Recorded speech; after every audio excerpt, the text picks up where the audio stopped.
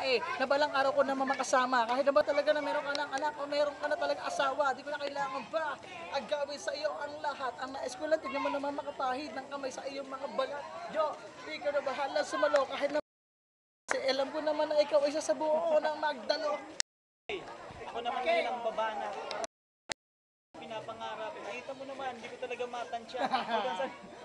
Hanggang sa kanya lang pintuan, hindi ko makasya. Hindi ko talaga magawa. Ikaw, wait ng gapin, malulukis sa akin na pati. May tapat ng kotse, masyadong magaling sa kotse. Pagandang lagi. Ay, maganda. Ayan, oh. Sige, sige. Sabawi na ba ang sugat na binaon niya kahapon? Ako ay binasted, pero hindi pa naman ako sigurado kung talaga naman ako ay Lalakad pa talikod. Kumari. Bakit? Okay, itutuloy ko pa rin. Okay, ikaw naman. Yaw, Daming tao. halika dito, sama ka sa aming tahanan. Halika tutok mo sa akin na masilayan mo ang aking sasakyan. Hindi ako mayaman, maraming kaibigan at di naman ako mayabang. May respeto lang ako kaya ako dito ay ginagala. Ganun talaga masarap magmahal kung marami kang kaibigan. Mga kaibigan ko ngayon ang tinuturing kong aking kayamanan. Kaya't kailangan, ikaw ay di may magsukli. Mga katiga mo naman mga kasama kailangan hindi ka naman daw masawi kasi. Ang nais ko lang naman, Jay, ikaw ang masilayan nila. Ito nga pala si JR, punta mula sa Y, sa Lakba. Hindi ako marunong lang.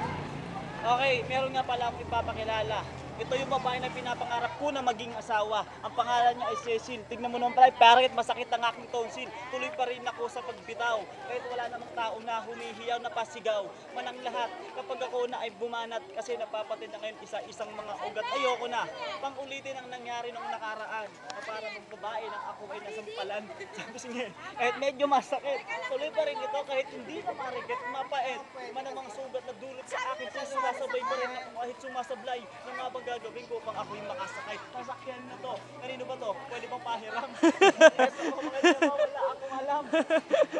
Yan sasakyan, ay akin lang naman kinuha dyan. Kaibigan ko may-ari niyan pero binigay na sa akin yan. Sa kabaitan, kabutihan ng pagkaloob na sa akin. Pinagkaloob niya kasi dahil ako pinagkatiwalaan niya rin. Kaibigan ko, gusto hiramin na sasakyan. Tanong ko, sagutin mo muna sa akin, tumingin ka sa mga mata. Kilala mo ba kung sino ako? Pag na, ayoko sabihin kung sino ako. Sa mata makikilala kung ano ba talagang pangalan ko. O, alam mo na. Okay, pare. Ito, kasabihin ko na kung ito talaga ang tunay kong sasakyan. At itanong mo pa sa kagawad na si Joan.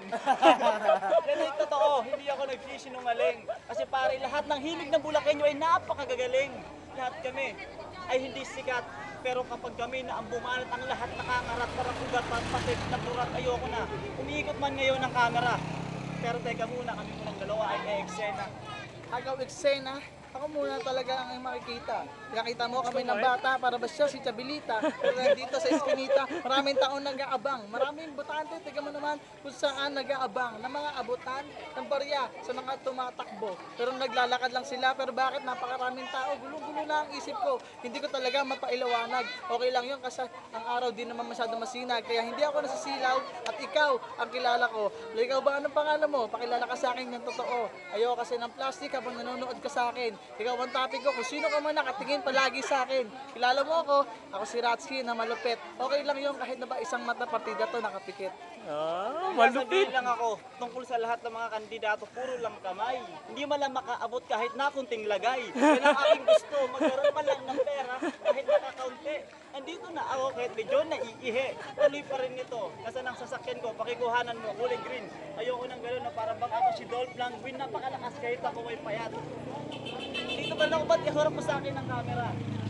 Ako kasi meron akong madama, walang kwenta, ang mga kalaban na sa amin benta. Ako ang pangatampandigma ng Bulacan. Ako tawagin ang number one ng Bulacan kahit medyo nauutal. Tuloy pa rin ito kasi ang freestyle ay walang butal. Nandito na ngayon pambato ng K6, pangalan ay Kirara. Nandito na ba siya? Ay napakaganda. Walang iba, syempre siya si Kirara, prinsesa. Halika dito, nasa camera, Humarap ka huwag sa kang camera. malapa. Huwag At ka sa akin humarap sa ka, huwag camera. kang bugbog. Okay lang yun, tignan mo naman pare, siya ang isang bantog. Kumbaga sa lambanog, siya ang nakakalasing. Tignan mo naman na itsura niya pare, para ba siyang napapraning. Joke lang yan, habis na. Maya-maya, meron na tayong pantagay.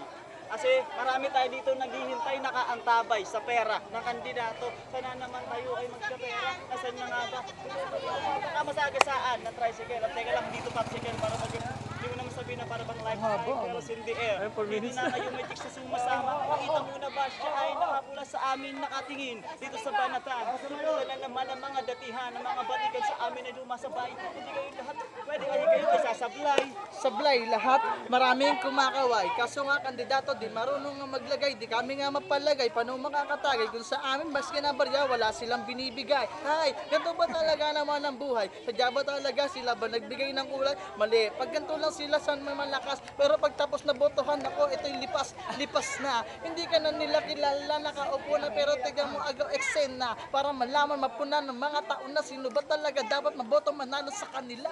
Ha, ayoko na magpaliwanag. Pero tignan mo naman kami ang matatag mula sa himig ng Bulacan. Number 1, Watsky from Haragan, malabo niyo mapigilan. Yeah, Watsky Haragan, kapag kami ay pinagsama parang kami Wala ay kayo sumasabog na sopas, bulkan. men, Kami ang okay. pinakamatigas. Utang lang Matigas yan. pa sa pinagmamalaki mong bigas. Wala kang kakainin sa amin. Marami ka pa boy, kakainin na bigas. Kaya huwag kang mag-angas. Nandito na kami, tuloy pa rin kayo. Hindi pumipintas. Okay, tama. That's enough, that shit. Okay, hindi pa tapos. Sabi niya gutom ng pintas. Pero tignan mo naman okay lang si ate na nagbigas. Gutom kumuha ng sopas, gamit lang naman ng kutsara. Pati yung styrofoam na tignan mo naman, wala pa tayong itsara na libre. Pero tignan mo naman, tayo na iti libre. Pero sa amin, pare chong, hindi ka naman makakalibre. Ibanatan mo. Ang gusto ko lang naman sana, maunawaan naman na nila, sila takbo na takbo, hindi naman nila tayo nakikilala. Kilala natin ang pangalan nila, pero tanong ko kilala ba nila? Ang tao na bumoboto sa kanila, pero tignan mo naman, wala nang halaga. Pwede ba ang pakibigyan ako ng tubig na may ice cube? Kasi itong video na ito, mapapanood nyo rin sa YouTube. Yeah! Tulad na sa amin, nakita mo na ba kahit sila nakatingin, hindi ako pinapansin. Kasi ako raw ay nagkikibang. Pero wala akong pakialam kahit ako'y nag-aabang. At ano to, kitang-kita po, napakarami pong tao dito. Dito po sa Barangay Bigte ay tigbe. Pero tingnan mo naman, marami ng tao gustong magbigte. Pero sawi, dahil tingnan mo kung saan nakakalas ang mga lubid. Tingnan mo naman sa kakaawit, mga papatid na unleaded. Okay, that's enough, that's enough, that's Thank you, thank you. Thank you. Salamat po. Wala kayong pagkain doon. Cameraman ha, huwag kalimutan ha. Ang daming tao ay nanonood sila. Oh. Nanonood ng kainan doon. Hindi kami pinapanood, hindi kami pinapansin. Hindi kami pinapansin dito. Panoorin natin, panoorin. Oh, hihintayin pa ba na si JR lumitaw? Kapag siya na ang sumigaw, Hindi pa rin tapos. Hindi pa rin natapos? Wala pa. Okay, babanat pa ako na para nakasapatos na lakos.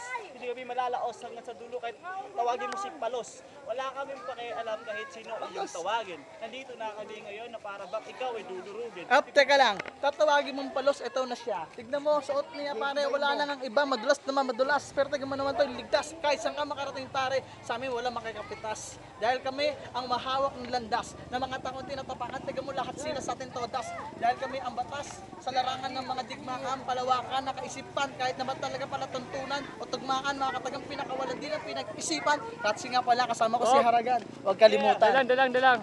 Mga kalaban din na talaga.